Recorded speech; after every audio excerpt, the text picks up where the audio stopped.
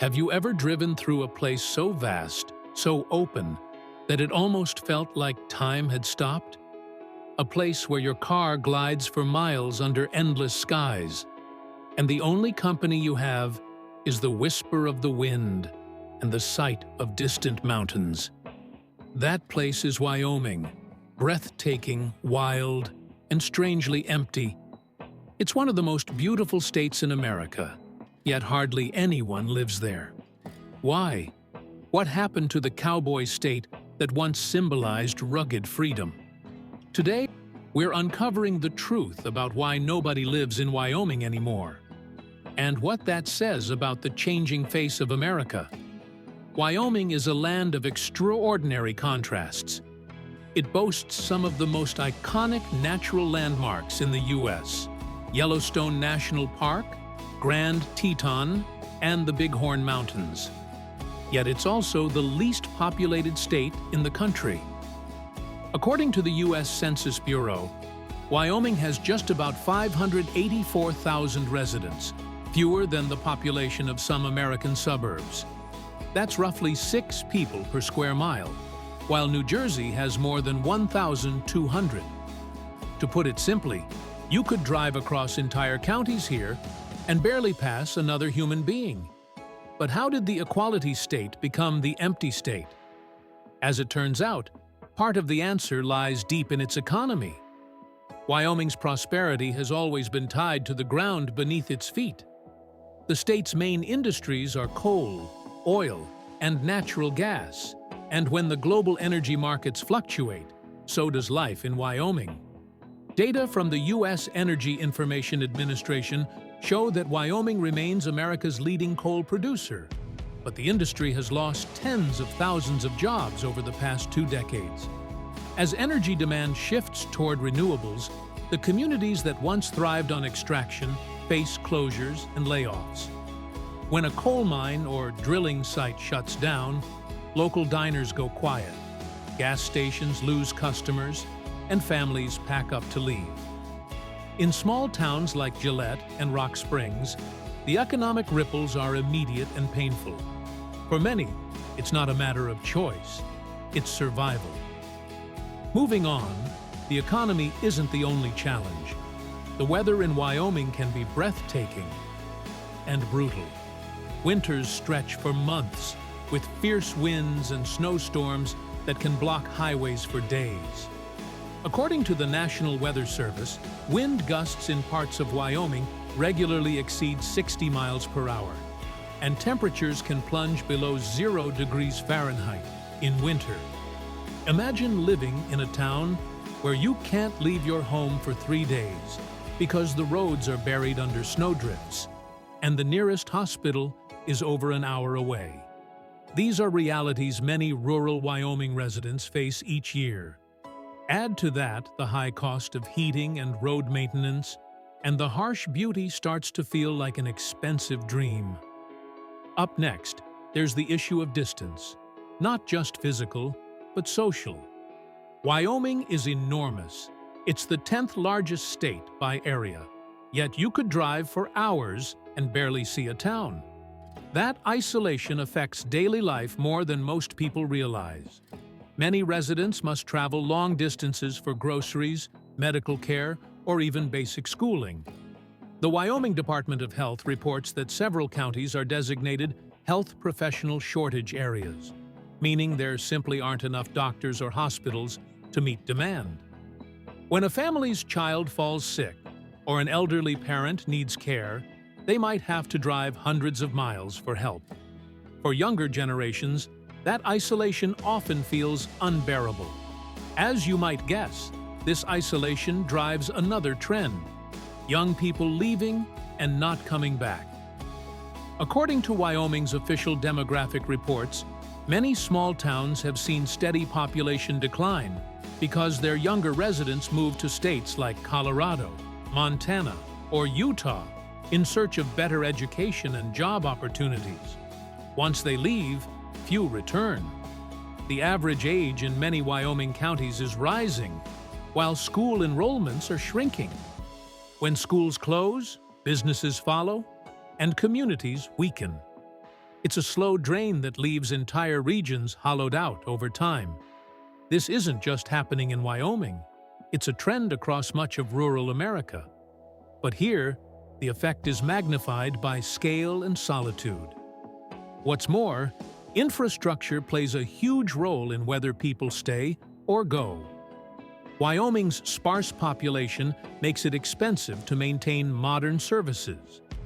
Broadband internet, for instance, is limited in many areas. The Federal Communications Commission estimates that thousands of Wyoming households still lack reliable access to high-speed internet. In today's world, that's more than an inconvenience. It's a deal-breaker. Without it, remote work, online schooling, and modern business are nearly impossible. While cities like Cheyenne and Casper are improving their digital infrastructure, many rural towns remain left behind. That lack of connectivity means people who might otherwise love Wyoming's quiet beauty can't build a sustainable life there. Now here's the thing. Wyoming has something most states can only dream of: space, silence, and low taxes. The state has no personal income tax, a fact that often attracts retirees and wealthy transplants. But for working families, the trade-off can be tough. While there's no income tax, there are higher costs in other areas: property taxes, utility bills, and long drives for basic goods. The Wyoming Economic Analysis Division notes that transportation and energy costs per household are among the highest in the U.S., mainly because of vast distances and extreme temperatures. In short, you might save on taxes, but you'll spend more just to live day to day. Moving on, another layer of the story involves Wyoming's land and environment. Over half of the state's land is federally owned, meaning much of it can't be developed for housing or private enterprise. While that preserves Wyoming's natural beauty, it also limits where communities can grow. Ranchers, miners, conservationists, and energy companies often clash over land use. Meanwhile, water scarcity and unpredictable weather patterns make agriculture increasingly difficult. Reports from the U.S. Department of Agriculture highlight how droughts have hit Wyoming hard, affecting cattle operations and crop yields. When farming becomes less viable, yet another pillar of rural stability starts to shake. As it turns out, even Wyoming's tourism industry, while thriving, isn't enough to sustain long-term population growth. Millions visit Yellowstone and Grand Teton every year, but most stay for only a few days. The jobs tied to tourism are seasonal and often low-paying. Towns like Jackson Hole see a flood of visitors in summer, but fall nearly silent in winter. Housing in those areas has also become too expensive for workers, pushing many to live hours away from where they work. Tourism might make Wyoming look alive on Instagram, but once the snow falls, many of those picturesque streets are quiet again. Up next, let's talk about culture, because culture defines whether people feel they belong. Wyoming prides itself on its frontier spirit, independence, and self-reliance. It's the kind of place where neighbors help each other dig out cars after a blizzard, and where people take pride in doing things their own way. But that same independence can also translate into resistance to change. Some communities prefer to preserve the old ways rather than modernize. While admirable, this mindset can make it harder to attract younger, tech-savvy generations who want progressive policies, diverse culture, and entertainment options. In a way, Wyoming's greatest strength, its strong identity, is also what keeps it isolated in modern times. Moving on, we have to consider how national trends amplify Wyoming's challenges. Across the U.S., people are moving toward metropolitan regions, places with better health care, universities, and connectivity. According to the U.S. Bureau of Economic Analysis, over 80% of America's GDP now comes from metro areas. Rural economies like Wyoming's simply can't compete. The population concentration means more businesses, more opportunities, and more convenience elsewhere. It's not that people dislike Wyoming, it's that modern life has outpaced what it can offer. What's more, external shocks like the COVID-19 pandemic briefly gave hope that remote work might bring new residents to rural states. For a moment, it seemed people might rediscover places like Wyoming, wide open, peaceful, affordable. And while some remote workers did move in, data from the Wyoming Economic Analysis Division show that long-term population growth remained modest. Many of those who came seeking escape eventually moved back to bigger cities for convenience and social life. The digital nomad dream, it turns out, wasn't strong enough to offset the realities of isolation and limited infrastructure. As we move toward the end of this journey, there's still a quieter truth beneath all the statistics. Wyoming isn't dead. It's simply changing. The same solitude that drives some away attracts others. There are people who move here intentionally, drawn by the open spaces, the lack of crowds, and the freedom to live life on their own terms. Artists, retirees, and remote workers who crave silence rather than noise are slowly rediscovering this place. Small towns like Sheridan, Lander, and Cody are experimenting with new ways to draw in residents, from community events to local tech hubs.